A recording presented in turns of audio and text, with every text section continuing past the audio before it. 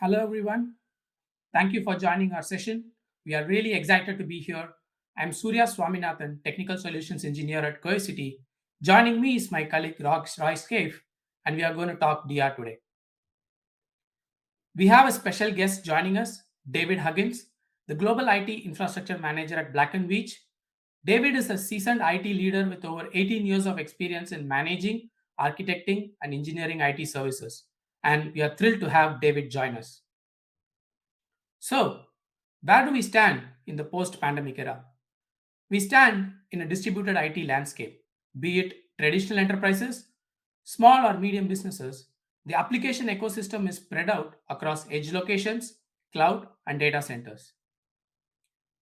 As the ecosystem becomes more and more distributed, the complexity of managing the data increases because there is a constant data sharing between these silos. This is the weakness exploited by attackers, and an attack can be real time, and a breach can be at any point within the ecosystem and render the entire organization's infrastructure at risk. So, security risk to the data has become paramount, and it's a growing concern because it exposes the shortcomings of traditional DR solutions. This is the problem we will delve into in this session. In this session, we will see how DR strategies have transformed over the years, what are the main challenges today, and how Cohesity helps you stay ahead of the game. We also discuss how site continuity compares to some industry best practices. Then we invite David for a quick fireside chat. Finally, Roy will close out the session with a deep dive and demo of the product. We will be making some forward looking statements in this session. Although Cohesity believes that the expectations reflected in the forward looking statements are reasonable, Cohesity cannot guarantee that the future results, performances, or events reflected in the forward looking statements will be achieved. Let's start with the evolution of DR strategies. The first known DR solution dates back to the 70s, but significant changes came in the 80s. That's when federal government mandated data protection for banks, and the first MS-DOS virus, Brian, started affecting boot files. This brought in a realization that the data, systems, and applications are critical to business operations. So, enterprises started copying data to tapes, and for DR, the tapes were stored in a different location. In the 90s, Microsoft Office took off, and with that, the volume of files increased. Additionally, Windows virus started affecting more systems, so enterprises opted for a tiered approach with co-location, dedicated servers, backup networks, and multiple on-site backups. CDs, DVDs, and flash drives created digital backup opportunities, and that's the digitization era. 2000 saw enterprises take to the internet. Increasing cyber attacks and natural disasters meant recovery needs to be faster. That's when server virtualization helped companies recover fast. Also, this is the era where there was an exponential increase in data generation, which made DR plans more complex and siloed. In these three eras, enterprises faced issues with application downtime and data loss, but the integrity of the data was not at risk. 2010s is the decade of the cloud. Increase in data breaches and ransomware attacks meant need for high availability and scalability was on the rise.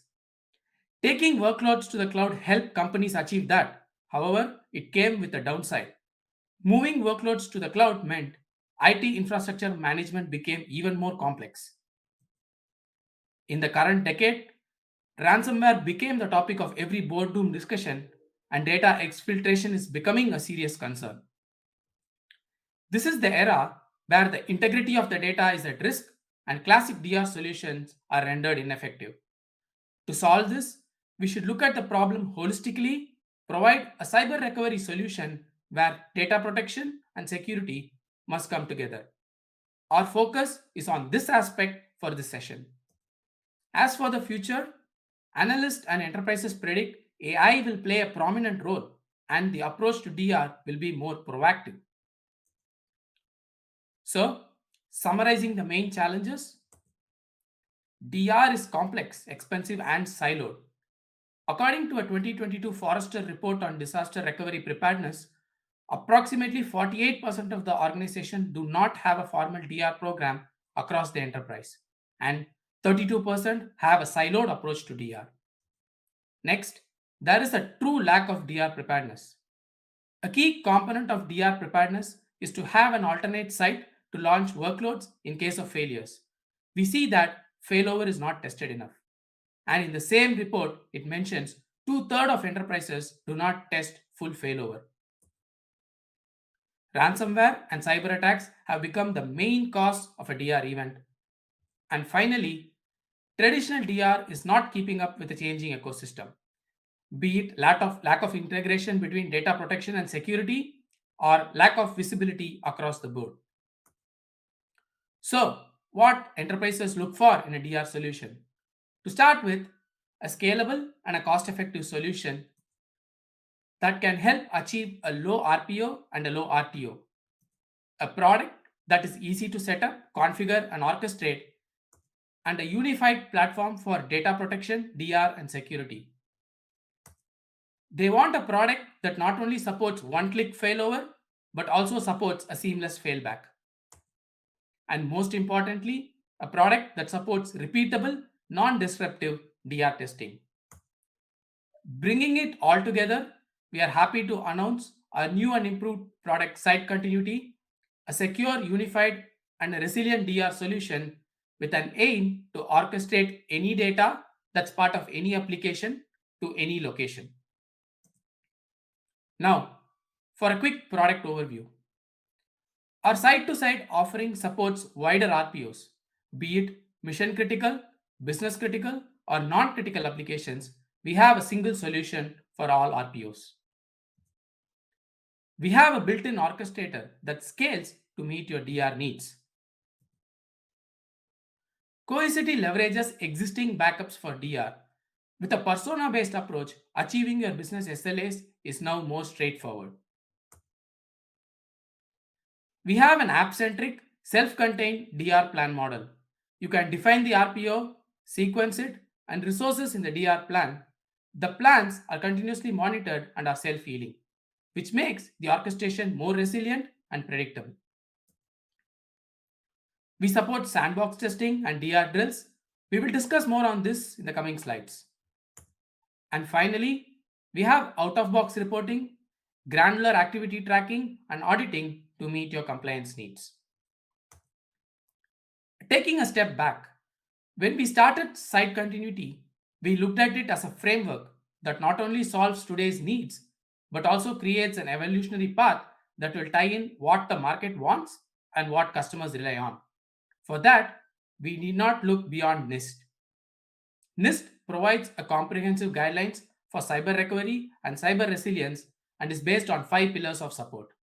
Security expert and government agencies encourage businesses to comply with NIST cybersecurity framework. With Cohesity's Data Hawk, we comply with the protect and detect aspect of the framework. Now, with SiteContinuity, we address the recover and response part of the framework.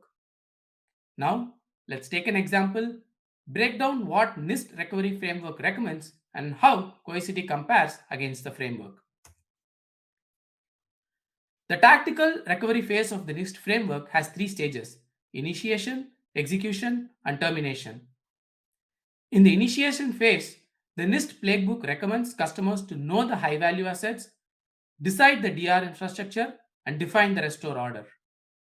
In SiteContinuity, we achieve it by defining the application, configuring the resource profiles, and creating the DR plans. In the execution phase, the NIST playbook recommends real-time business SLA checks, track the service or application downtime, validate recovery capabilities, and execute the recovery playbook.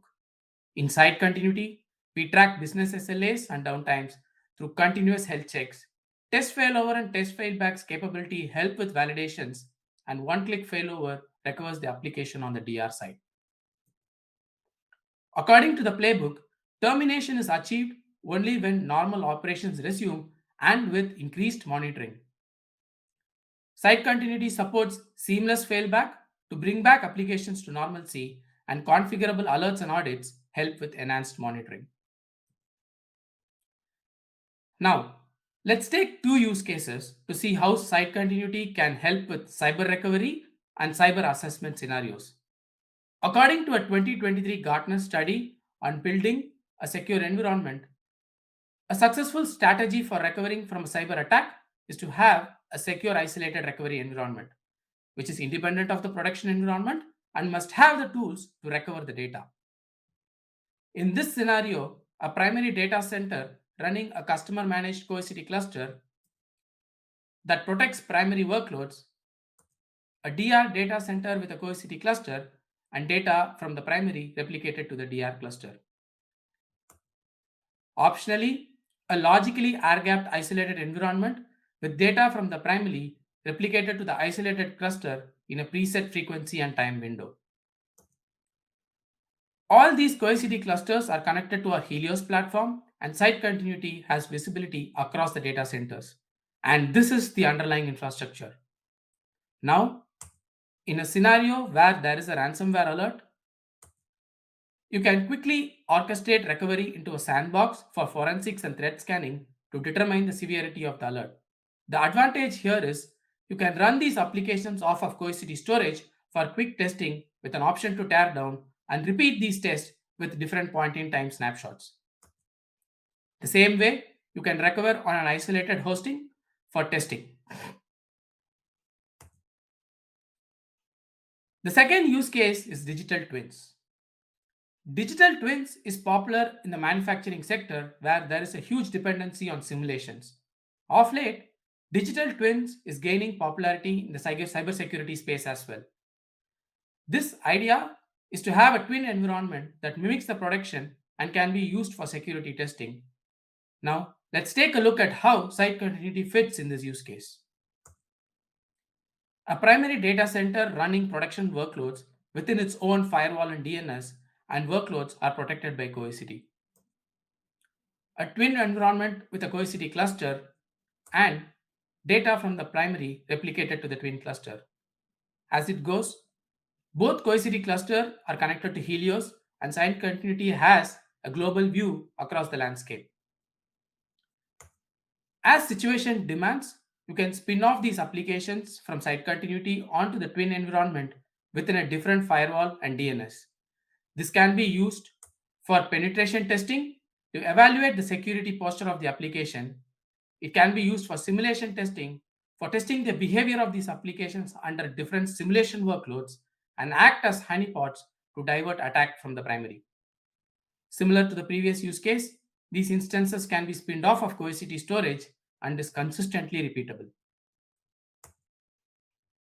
As for the vision, we look to bring additional security integrations into SiteContinuity. We are looking at DR to cloud, starting with AWS and Azure. And we want to be more service provider friendly. With that, let me invite David for a quick fireside chat. Hi, David. Welcome to our Catalyst session. Hi, thanks for inviting me. So I would like to start with knowing a quick background about Black & Veatch and now to your role at Black & Veatch. Can you give us a short blurb? Sure, I could do that. So I've been here at Black & Veatch now for a little over 4 years. Came on board as their global IT infrastructure manager, responsible for all their storage compute around the whole world. So a little bit about Black & Veatch. Black & Veatch is a 100% employee-owned company that's a little over 100 years old. We have locations all around the world. We primarily do work in what's known as EPC, which is engineering, procurement, and construction business. We do all the projects we take on are critical infrastructure projects that take things from being third world to modern day society. So we're involved in putting in solar plants, solar fields. We're doing power distribution, power substations. We're doing water desalination plants. We're doing water purification. We're doing some oil and gas. We are also then doing a lot of telecommunications. So about 75% of all the cell towers in North America have Black & Veatch's fingers on them. So full stack. Okay. So, how long has Black and Veatch been using Cohesity, and what workloads do you protect with us? Sure. So we've been a Cohesity customer for a little over 2 years. We originally deployed Cohesity to solve our data protection platform. We did a very expedited rollout of the Cohesity platform. We actually have it not only running on Cohesity clusters on site in my own data centers in North America, but I'm also running Cohesity clusters within Azure space out there in the APEC region, and I'm using it to protect all of my on-premise workloads.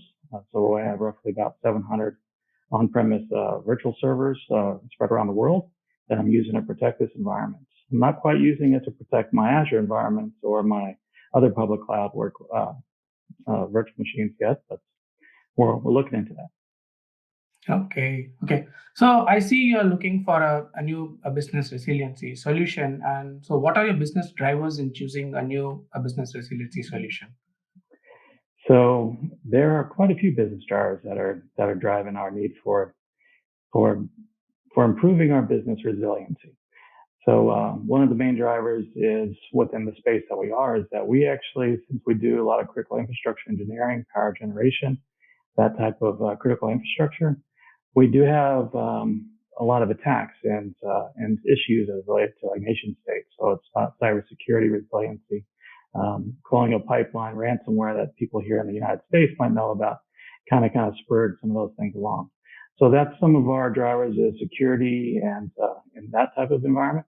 The other thing that's driving us is that because we do work in a lot of different locations, there might not be that great of uh, we actually are in a lot of places building the infrastructure that is providing the connectivity. So therefore, some of our workloads, we have to worry about things going down. So we got to get services back up at the edge compute for them.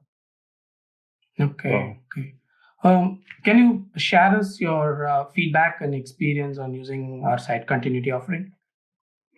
so yes, this offering is definitely one that we're really looking at quite a bit. So we have a lot of experience using, and me personally, with a lot of other organizations I've worked at before, using VMware Site Recovery Manager, using Zerto, using some of these other types of tools in order to replicate, move data around, bring services back online.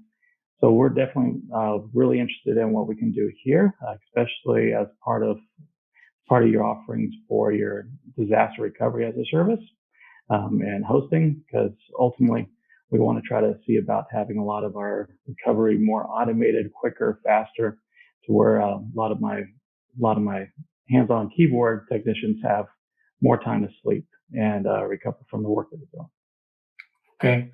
So, what aspects of business continuity and security seem most exciting to you? So the thing that I'm very excited about the Cohesity site continuity offering is really digital twins. I definitely really like that offering that you have with the digital twins because, like a lot of organizations, I don't necessarily have the budget, the funding, the capabilities of my application teams to actually do full non-prod environments and test environments for each one of my production systems. So a lot of my servers that are located out of my remote locations, um, I have I have a need I have a need to be able to have some type of non-prod I could test changes against, because a lot of those are just production systems that are out there at those remote edge compute places. So therefore, I need to be able to, using your digital twin, I'd be able to bring things up, do penetration testing, do scans. I would be able to also use that to see what's going on within my environment. Like I said, we are looking at trying to protect our environment. Security is forefront of what we do and safeguarding the data that we have and our services that we have. Okay. So, the last question I have for you is what aspects of business continuity would you like to see Cohesity invest in? I think Cohesity has been going down the right path. That's the reason why I'm here. I want to talk to you and definitely like the products that you guys have going on. Cohesity is doing a good job of keeping the focus where it needs to be at, which is really with site continuity with disaster recovery. I've been managing and running infrastructure operations for a long time. And there is always so much sleepless nights. I've had quite a few times where something goes wrong, all of a sudden now all hands on deck for 48 to 72 hours as we're bringing things up, recovering things. So that was back in the old days. You're keeping the focus really where it needs to be, which is make it fast, instantaneous, quicker. I really like to see us be able to do like your solution here, be able to do a business resumption test and do those tests, those quarterly, those biannually tests, for where I could test out all my systems that we can recover failover without impacting the users and the business and not really impacting our clients as we do those tests. But then also taking the next step further to where we can sleep through the night and just have, if our systems go down in a data center, or my locations all the way over in Singapore or over in Beijing, that they completely recover through automation, through the processes they have, Cohesity has. So therefore I could then sleep through the night and just have to check in on it and not get that call in the middle of the night. So it's definitely, you guys are focusing where it needs to be, which is continue making it faster, better, and more trustworthy, more proving it out. So therefore to have that. And also, if you can, as part of, that's the reason why we're looking at this Cohesity, that's why we're looking at Cohesity here, is being more cost effective too, because I'm using multiple different tools. So the more that you could put into the one platform where I'm not duplicating all the storage, duplicating my bandwidth, duplicating everything to transfer the data, the better it's going to be. So in my site locations, I have microwave transmissions for my internet connections. So therefore, and some are 5G. So therefore, having these helps me quite a bit. David, thank you for your time. We look forward collaborating with you more. Sure. Thank you for having me. Good to talk to you. Now, Roy will take us through an overview and demo the product. Thank you, Surya. Disaster recovery has been an important component of data management for many years. The primary use cases for DR have traditionally been recovery from natural disasters, data corruption, and system failures. However, in the last few years, there has been significant increase in ransomware and cybersecurity attacks. These attacks are now a major threat to companies of all sizes and have become a primary driver for implementing disaster recovery plans. Cohesity's SiteContinuity solution provides DR orchestration with failover and failback workflows, including methods to test the workflows before a potential DR scenario. You also have the capability to protect your data with CDP, or continuous data protection, which provides point-in-time recovery options. During the rest of the presentation, we'll take a deeper look at the components that make up SiteContinuity. We'll discuss implementation details, deployment considerations, and walk through the failover and failback workflows. By way of introduction, my name is Roy Scaife, and I'm a solution engineer with the Advanced Technical Solutions team at Cohesity. SiteContinuity requires two Cohesity clusters with version 7.0, a primary cluster and a DR cluster. The VMware VMs are protected and backed up to the primary cluster. The protection group and policy for SiteContinuity must be configured with replication to the Cohesity DR cluster. Notice the primary and DR clusters are not dedicated solely to SiteContinuity and may perform standard protection jobs in addition to DR orchestration.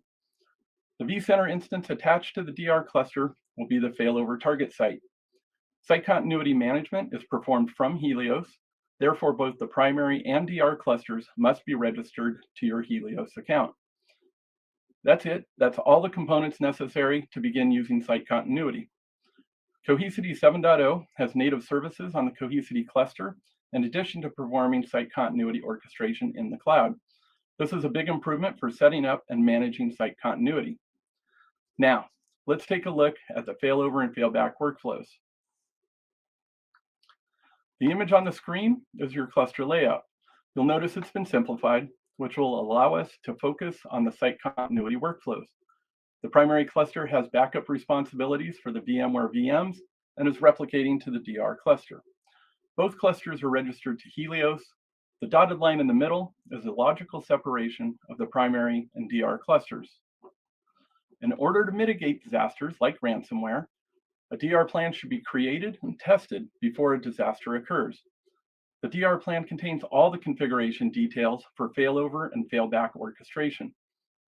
You can build multiple DR plans to create application-centric, self-contained recovery workflows. With the DR plan configured, the next step is to activate the DR plan. This step is critical to ensuring rapid recovery of your business applications. Activating the DR plan is a required step and performs a failover readiness check. If there are any issues, the readiness checks will fail. Any issues found should be resolved. Once the issues are resolved and the readiness check is successful, you are ready for failover. Now we're going to perform a test failover. You do have the option of going straight to performing an actual failover. The advantage of doing test failover is the ability to discover and resolve any issues prior to performing an actual failover. When test failover is performed, the VMs are recovered to the target system and brought online. Then the VMs are configured according to the settings in the resource profile. This step includes configuration of the VM IP addressing and the target vCenter resources. Test failover is likely to reveal errors and configuration issues. Any issues discovered should be resolved. The data for testing can be directly sourced from the Cohesity storage. You can perform teardown after a test failover. Performing teardown ensures the environment is ready for another round of testing or initiating an actual failover. The teardown operation removes the test VMs from the target site and readies the system for the next failover. Once test failover is working without errors, you're ready to perform an actual failover. So, let's say there is an incident that compromises your application VMs. It could be a ransomware attack, a vCenter failure, a networking issue, or a natural disaster. You can quickly failover the VMs to the target site, even when the primary site is unreachable. That's because when we perform a failover, the VMs are sourced from the Cohesity DR cluster. The failover operation will clone the backup VMs and create the VMs on the target system, including configuration of the network settings and running any scripts. At this point, failover is complete, and you have safely recovered your application VMs to the target site. Your systems are back up, and you can resume business operations. Before moving your data back to the primary site, you'll probably be rebuilding and validating your production environment. During this time, the VMs remain operational on the target site. Once the VMware infrastructure is secure, we can perform a failback operation. The failback operation will return the VMs to the primary site. Failback starts with the prepare to failback action, which performs the failback readiness checks. Once we verify there are no issues, we're ready for failback, and we can test the failback operation. Just like testing failover, you should complete failback testing to discover any issues before doing an actual failback. Again, the teardown operation will remove the test VMs on the primary site. The final step is to fail back to the primary site. During failback, the VMs are cloned to the primary vCenter host and configured with the network settings in the resource profile. Failback is now complete. If you wish to reuse the DR plan for future failover and failback operations, you need to perform a prepare for failover step. A key feature of SiteContinuity is that it is a set it and forget it solution. After the DR plan is configured and tested, a simple one-click activation provides you with end-to-end automation and orchestration for recovering your applications. In addition, DR plans can be reused for multiple failover and failback iterations. Now, let's take a brief look at some deployment considerations for SiteContinuity. SiteContinuity is available through our early access program and requires Cohesity version 7.0 or newer. SiteContinuity is managed exclusively from Helios, and the Cohesity clusters must be registered to your Helios account. Currently, we support on-prem to on-prem VMware VMs for Windows and Linux VMs. As we saw earlier, SiteContinuity provides test failover, test failback, and failback workflows. In addition to the DR plan readiness checks, the VMs must be protected on the primary cluster, and the VMs must be replicating to the target cluster. SiteContinuity provides a 15-minute RPO and near-instant RTO when recovering from Cohesity storage. Now, let's see how these workflows are completed in Helios. When SiteContinuity is enabled, you'll see the SiteContinuity tile in the upper right in our app switcher. Just select the SiteContinuity tile here, and that's going to bring you to the SiteContinuity dashboard. The dashboard provides a nice summary of the DR plans and activity. Here we have a real-time summary of the DR activities, successes and failures, and the DR cluster sites, including the health of your clusters and SLA status. By default, the dashboard shows activity for the last month, but you can change that to see the last 3 months or the last 6 months.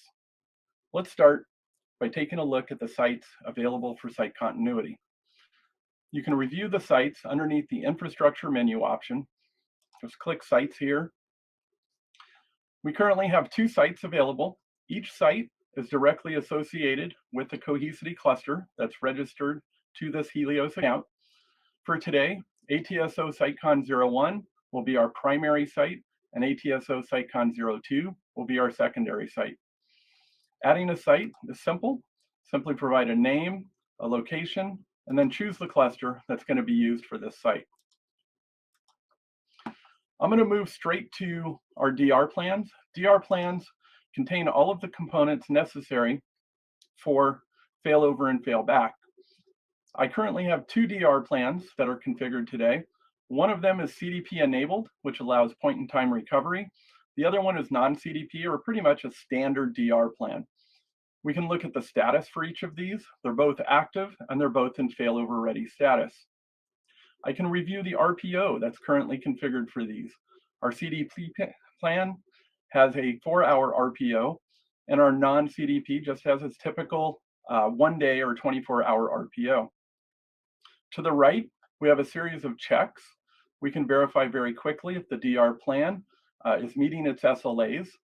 The beaker here shows the last activity that was completed.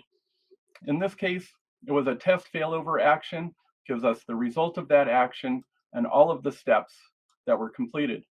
For a test failover, we perform a clone backup of the data. We mount a data store on the vCenter instance. Then we start creating and IPing the VMs that are brought online. We'll see these actions and how they're configured a little bit later in the DR plan. The last check here is a health check. SiteContinuity will go out every 12 hours programmatically and check if the DR plan meets the health checks and the requirements necessary to perform the failover and failback. I have additional menu options using the ellipsis at the right of each DR plan. If I want to perform an on-demand health check, I simply click on this check health option. I can perform any edits to the DR plan. I can delete a DR plan. And then here we have test failover and an actual failover. Let's go ahead and take a look at the components that make up the DR plan. The first one is defining DR components. We provide a name. Of course, we have a nice description that gives me some information about this DR plan. And we configure the primary and DR sites. For today, our DR site on the primary site will be ATSO SiteCon 01, and the source host will be vCenter Site 01. Our DR site will be ATSO SiteCon 02, and the target host will be vCenter Site 02. We also configure the RPO requirement here. In this case, we're doing RPO for 1 day. You should know that this RPO requirement is verified by SiteContinuity to ensure that there's a protection group and a policy on the Cohesity cluster that meets this RPO. If there is not a protection group and a policy on the Cohesity cluster, you'll receive a notification and a warning that you need to go make sure that that protection group and policy is created prior to doing a failover and a failback. The second component is the application. The application defines the VMs and any additional information necessary for the failover and failback operation. In this example here, I've got collections of VMs. In this case, I only have 1 VM, but you can have multiple, as many as you'd like. I have 1 VM here, another one here, and another one down here. This would be an example of a 3-tier architecture where you want to bring up the first VM first, followed by the second one, followed by the third. In addition, we can add delays in between those VMs as they're brought up. We also support adding scripts that will be run on the VMs after they are brought up during failover and failback. You can specify the username and password and use that username and password for all of the VMs in the collection, or you can specify individual username and passwords for each of the VMs. Once the credentials have been added, you can upload a PowerShell script for Windows VMs or a Bash script for Linux VMs, and you can specify any parameters that need to be passed to that script, as well as the working directory where the script should be executed. If I want to move VMs to a different location and change the order in which these are brought up, it's as simple as dragging and dropping these to a new location. I can add additional VMs simply by clicking this Add VMs option, and then go in and select the VMs that are attached to my vCenter source. And it's just as simple as checking these and then saying next. It's going to validate that there's a protection group and a policy associated with those VMs, and you're all set. I can also modify the delays. I can set this to be minutes, seconds, or hours and specify my measurement. When this application is executed and the VMs are brought online, it's going to perform the bring up order in top-down order. So this VM will operate and be brought online first, followed by this delay action, followed by this VM, followed by this delay, and lastly, our final VM. If you have multiple VMs within a single VM collection, they will be brought up in parallel. So top-down, sequential, all the VMs within a collection will be brought up in parallel. The last component is the resource group. Here I've got the resource profiles that are going to specify the VM resources and define where those VMs are going to be brought online, as well as the networking that's going to be assigned to the VMs. I've got two profiles here, a test profile and a production workflow. We highly recommend using this model because typically you're not going to want to put your VMs into your production environment during a test. So let's take a look at the options here for configuring the resource profile. I have my infrastructure option. Here I'm going to specify the vCenter data center, the cluster, the resource pool, the data store, and the network that's going to be assigned at the vCenter instance. The next thing I need to make sure I've configured is the network. What are the IP addressing schemes going to be for the VMs? I can use static IPs or DHCP, and you can see here each of the VMs that are going to be restored and that are defined in the application we looked at have their IP addressing, subnet, gateway, DNS server, and DNS suffixes. If you're going to have the VMs that are brought online using the same subnet and gateway, you can use this checkbox here, so you only have to type in the subnet and gateway once. The same goes for VMs that have the same DNS servers and suffixes. So that's it. Those are all of the steps required to create a DR plan. From here, I want to go ahead and initiate a test failover of our BizApps VMs DR plan. Again, we go to our menu, select Test Failover. From here, I had select the resource profile, which is going to define the failover target site resource settings. I'm going to select Test Failover Profile. I have the option to perform storage vMotion. When you select storage vMotion, the VMs will be moved to the vCenter target data store. For testing, you have the option to keep the recovered VMs on the Cohesity storage.